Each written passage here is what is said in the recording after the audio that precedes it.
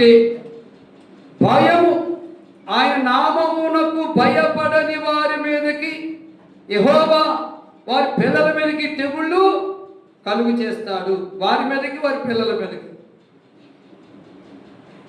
ఎంతకాలం చెప్పినా కానీ నాకు చాలా మందికి భయం రావటం లేదు, భక్తి రావటం లేదు.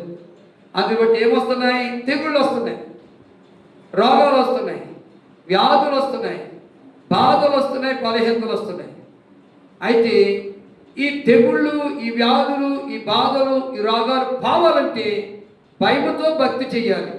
ఏం చేయాలి? ఎన్నిసార్లు చెప్పినా భయంతో భక్తి చేయలేకపోతున్నాం. భయముతో భక్తి చేయి. దేవుడి సొమ్ము తింటే నాకు రోగం వస్తుందని భయం ఎవరికైనా ఉంది అసలు ఈనాడు? లేదు కనుక రోగాలు వస్తాయి. అది నీకు వస్తున్నాయి, నీ పిల్లలకు కూడా వస్తున్నాయి. దేవుడి సొమ్ము నేను తినకూడదు, ఇది సేవకుడు తినాలి. 10 రూపాయలు 9 రూపాయలను తినమన్నాడు, 1 రూపాయి సేవకునికి ఇవ్వమన్నాడు.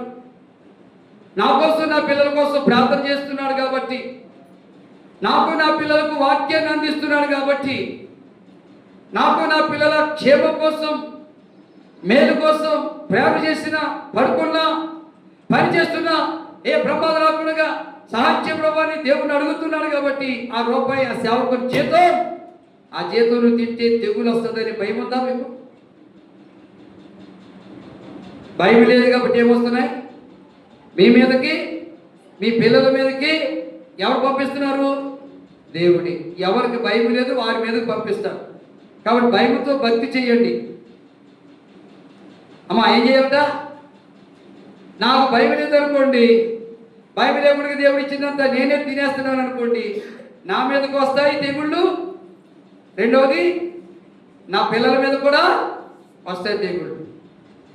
అలాగే నువ్వు అనుకో, మీరేం అనుకో, దేవుడు నాకు ఇచ్చిన దాంట్లో దేవునికి ఇవ్వకపోతే నా మీదకి వస్తే తెగులు, అక్కడ నా కూతురు మీద కూడా తెగులు వస్తుంది. బాబు నా మీదకి, నా కూతురి మీదకి తెగులు రాకూడదు అనుకుంటే భయంతో ఏం చేయాలి?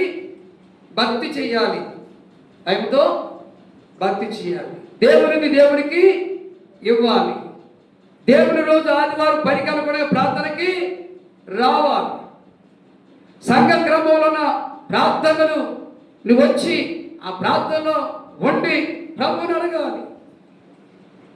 ఆ భయముతో కూడిన భక్తిని దేవుడు పరీక్షించి నీకు తగిన ప్రతిఫలం దేవుడు కలుగు చేస్తాడు.